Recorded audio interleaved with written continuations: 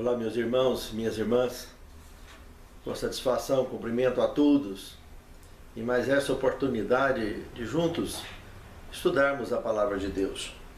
Hoje, a segunda lição desse novo trimestre, o último trimestre de 2017, o conflito. Eu gostaria de convidá-los para uma palavra de oração. Santo Deus e nosso Pai que estás nos céus, muito obrigado pelas tuas bênçãos, pelo teu cuidado e teu amor por nós. Muito obrigado por mais essa oportunidade de abrirmos a tua palavra e buscarmos o sustento para a nossa fé. Capacita-nos, Senhor, não só a compreensão, como também a praticarmos com os teus ensinos. E que possamos, pela tua graça, sermos boas influências para o mundo ao nosso redor, transmitindo as orientações salvísticas que tu nos tens apresentado ao longo dos escritos sagrados. É o que te pedimos, agradecidos, em nome de Jesus. Amém, Senhor. O conflito, o tema de hoje. Quando olhamos esse tema, devemos lembrar que, infelizmente, um dia, esse problema começou no céu. O grande conflito.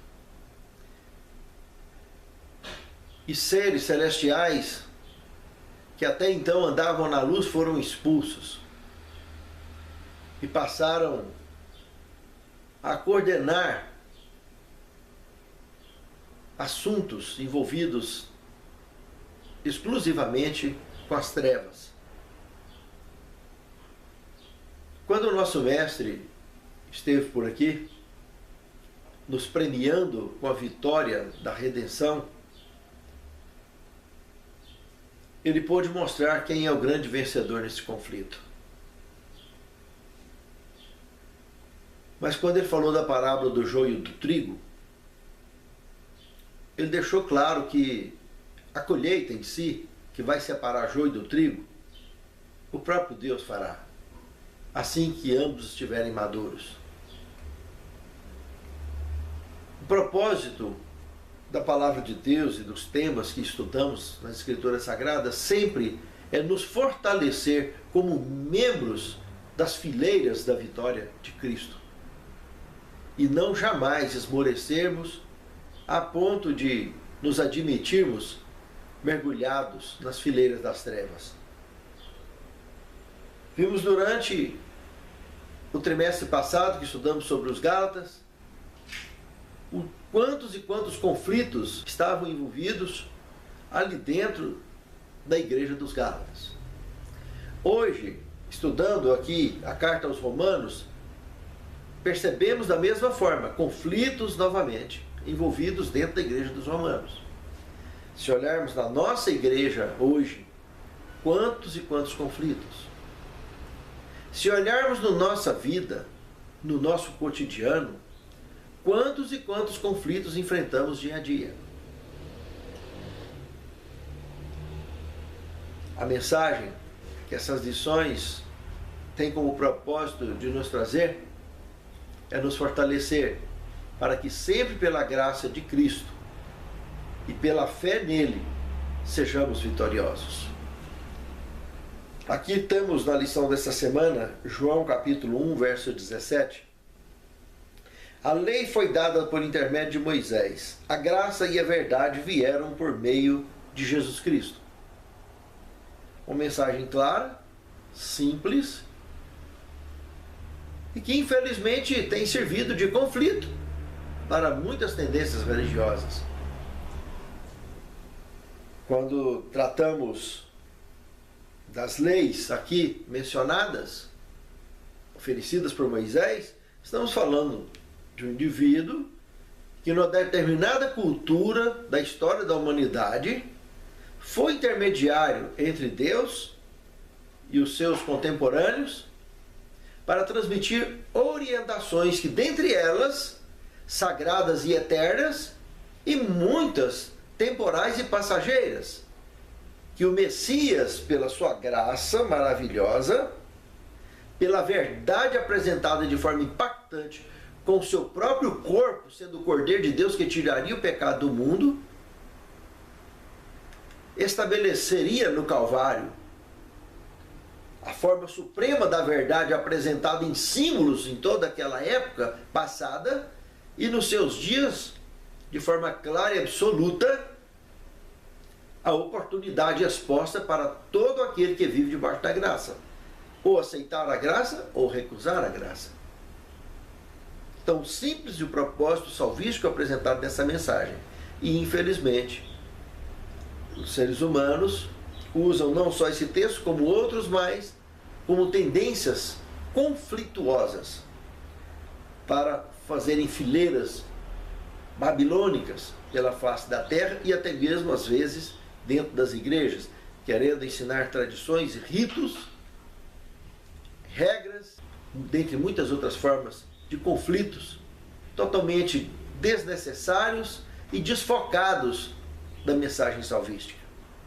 Mas seria importante destacar aqui que tanto o livro de Gálatas quanto Romanos são dois pilares indispensáveis para a apresentação equilibrada e compreensão do tema justificação pela fé. Segundo tema, uma aliança superior. De acordo com Hebreus capítulo 8, verso 6, nós temos ali a expressão de um pacto que é firmado sobre melhores promessas. Nessa expressão que Paulo usou nesse texto, é que nós podemos compreender claramente que graça e fé são frutos do casamento entre a misericórdia e a justiça consagradas no Calvário.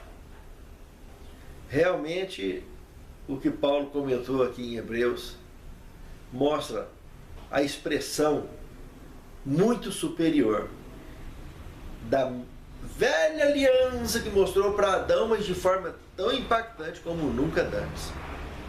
Porque agora ele não mostrou mais símbolos, mas mostrou a evidência no seu próprio corpo.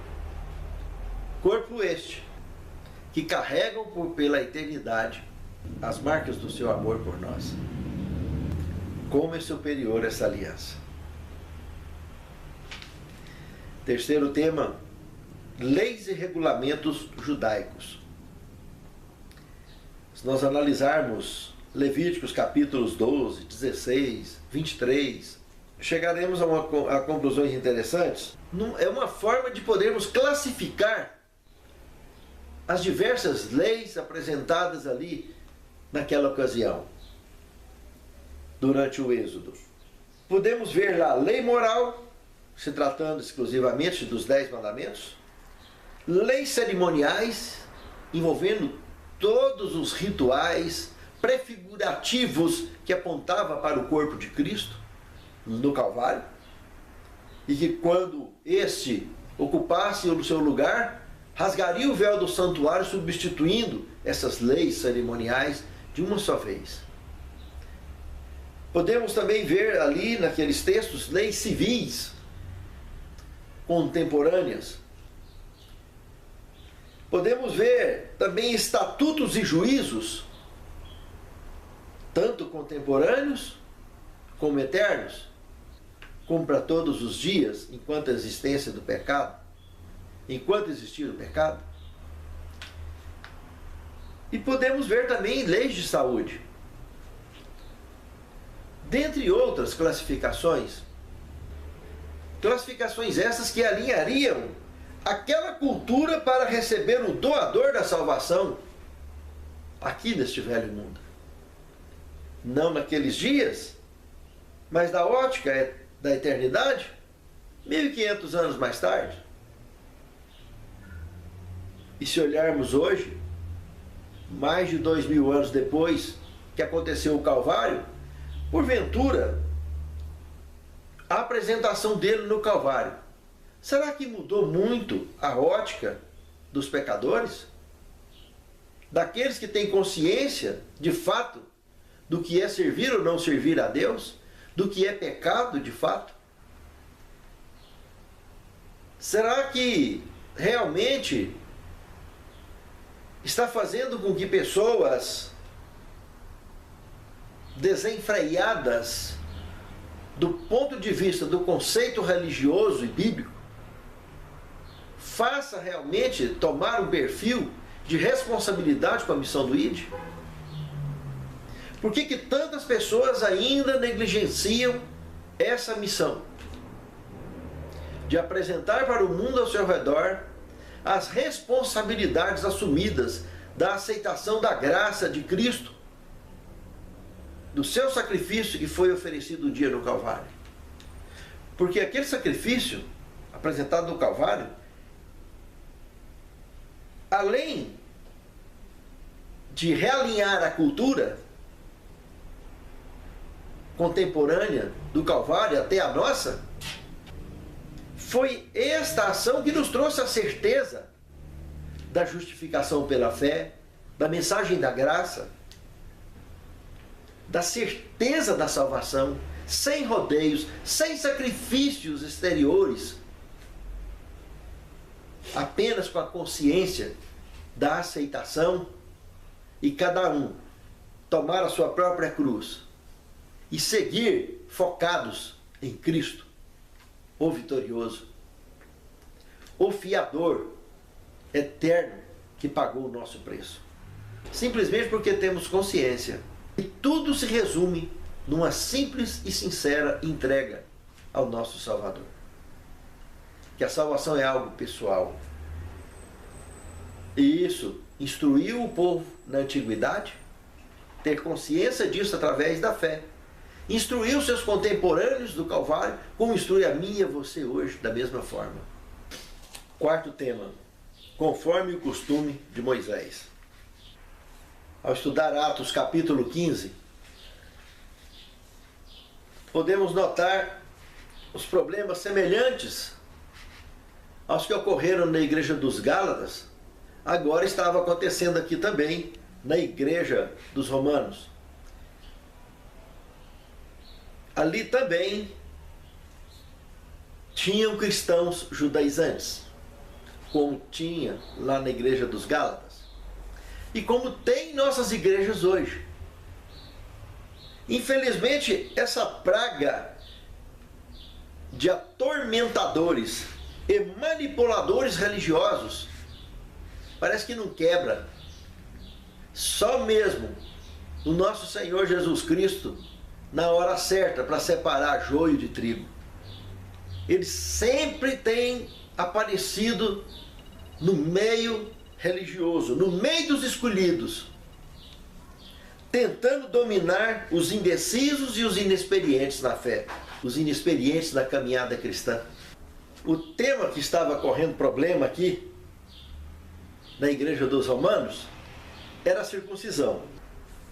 Se analisarmos esse texto de Atos 15, verso 1, vimos que a circuncisão era o que estava focando o conflito ali, naquele momento, conforme o costume de Moisés.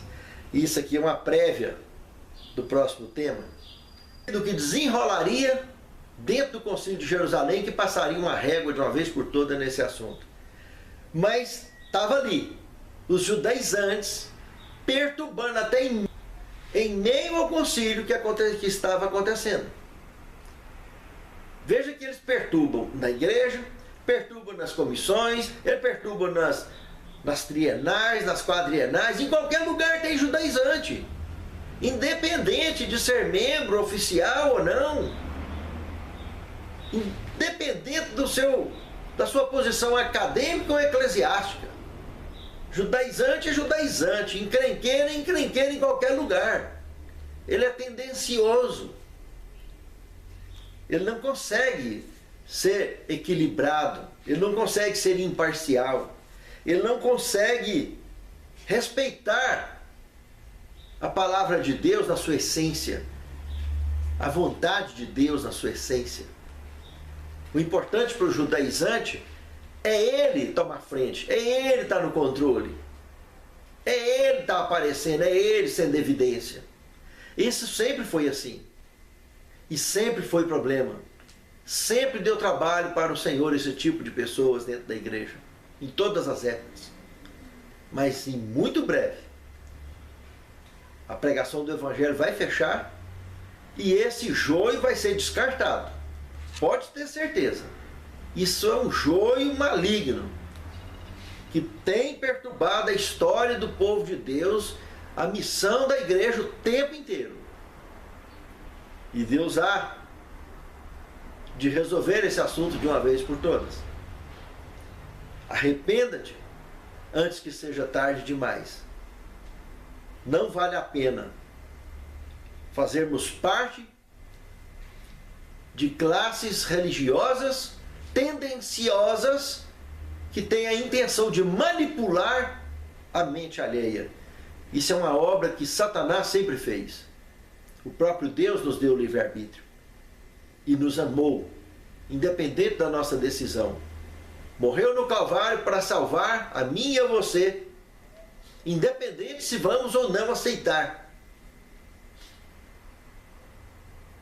E muito breve ele voltará para buscar aqueles que de fato reconheceram o seu amor e aceitaram em sua vida, enquanto teve tempo, enquanto teve oportunidade. Não vale a pena desperdiçarmos as oportunidades que Deus nos dá.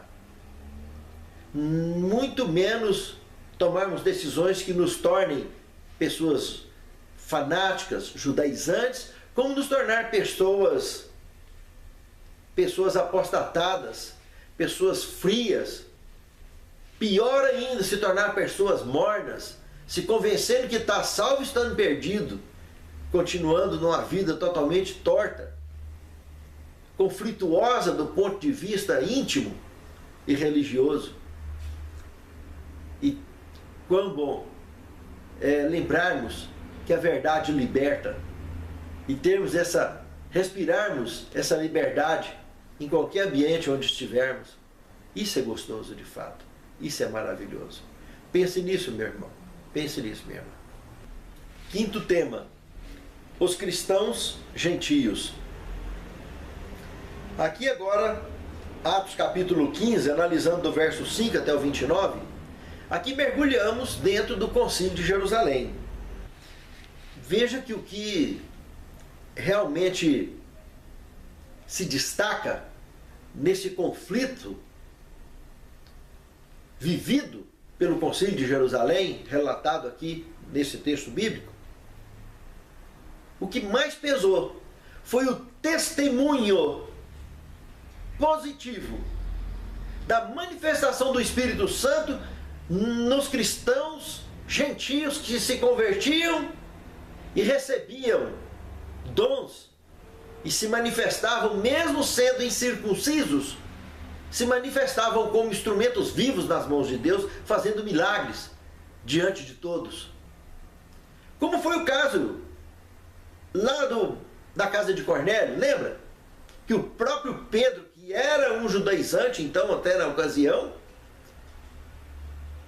foi obrigado aqui nesse concílio, como outros, a se renderem e se converterem de fato, completar sua conversão de forma plena e abrir mão de vez desse ranço pecaminoso de querermos dominar as pessoas por nossas tradições ou por nossas ignorâncias, formada ao longo dos nossos conceitos e preconceitos.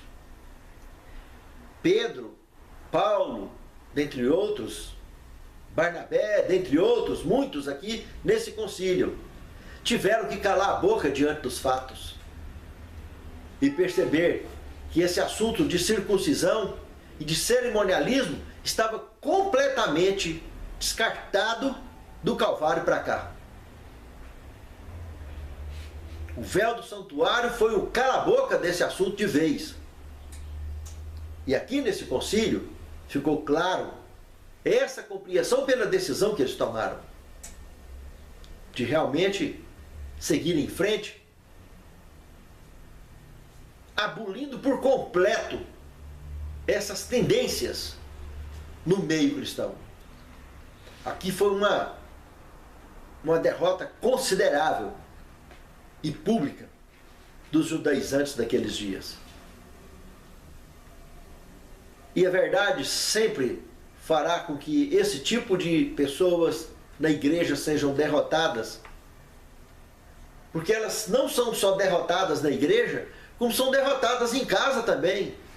A própria família os derrota o tempo todo.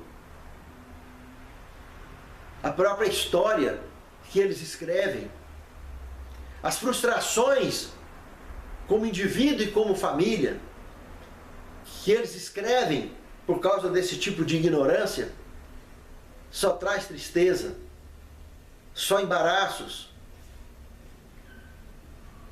E não adianta querer derramar frustrações pessoais em cima de ninguém, nem na igreja, nem em congressos, nem em concílios, nem em lugar nenhum, porque os nossos problemas resolvemos entre nós e Deus.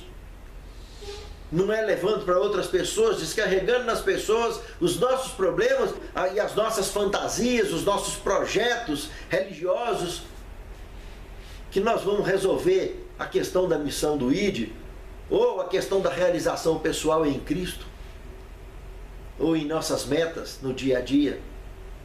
Nós precisamos realmente nos submetermos à vontade de Deus, respeitarmos a sua palavra e de fato assim demonstrarmos que somos pessoas libertas pela palavra e andamos com retidão, levando a obra avante conforme o Senhor nos comissionou um dia. Os cristãos gentios foram beneficiados com essa leveza de decisão do Concílio de Jerusalém. E os cristãos de todas as épocas podem ter alívio nas cargas que carregamos no dia a dia, se aprendermos realmente a entender que Cristo nos ajuda a carregar o nosso peso e o nosso fardo, e não as regras e tradições que muitas vezes queremos impor nas pessoas. Uma forma de derramar nas pessoas as nossas próprias frustrações ou as nossas próprias fantasias e preconceitos que desenvolvemos ao longo de nossa história religiosa. Pense nisso, meus irmãos, porque é muito importante o trabalho da salvação, é muito trabalhoso levar uma alma aos pés de Cristo, e depois que está lá dentro, conservar lá nem se fala. Semear é importante, colher é importante, mas conservar a alma dessa dentro da igreja é uma missão muito importante. E que a nossa conduta, os nossos passos, a nossa forma de viver e ensinar a palavra muito influenciará nesse projeto divino. Pense nisso, meu amado irmão. Pense nisso, minha amada irmã. Sexto tema, Paulo e os Gálatas. Nós podemos notar aqui, ao analisar Gálatas 1, de 1 a 12, podemos chegar à seguinte conclusão: que uma carta e os seus assuntos fortalecer a outra carta e os seus assuntos. Podemos perceber problemas parecidos, personagens parecidos, e principalmente a mesma fonte de solução, apresentada tanto aos Gálatas como aos Romanos, que se resume na graça e na fé, fundamentados em Cristo e em sua palavra, observadas de maneira equilibrada e idônea, que de fato liberta e salva. Pense nisso, meus irmãos, porque foi assim que Paulo e os Gálatas, e Paulo e os Romanos, e eu e a nossa igreja, sempre solucionaremos os nossos conflitos, tanto pessoais como congregacionais. A solução é a mesma. Pense nisso. É muito importante entendermos isso. Sétimo tema, uma mistura fatal. Eu gostaria de citar um texto de Atos dos Apóstolos, página 383, que diz o seguinte: por meio da influência de falsos ensinadores que tinham se levantado entre os crentes em Jerusalém, a divisão, a heresia e o sensualismo estavam rapidamente ganhando terreno entre os crentes na Galácia. Observe, esses falsos ensinadores estavam misturando tradições judaicas com as verdades do Evangelho. desconsiderando a decisão do Concílio Geral em Jerusalém, impuseram aos crentes gentios a observância da lei cerimonial. Meus amados, em qualquer época que nós pegarmos tradições e misturarmos com a verdade, pegar algo terreno, algo mortal, e queremos misturarmos com o imortal, com o eterno, é confusão pura, porque tudo que é mortal é trevas. Tudo que é imortal é luz.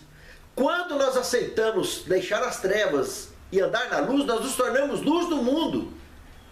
E a luz é leve. Ela não é densa, ela é leve. E as trevas, quando é braba demais, é como se pudesse apalpar. De tão densa. Meus amados, sermos luz do mundo é sermos pessoas leves, libertas pelo conhecimento da palavra e pela vivência com a verdade. Ensinar a verdade, viver a verdade, isso é algo que nos deixa leve. Somos mortais, temos os nossos conflitos dia a dia para resolvermos.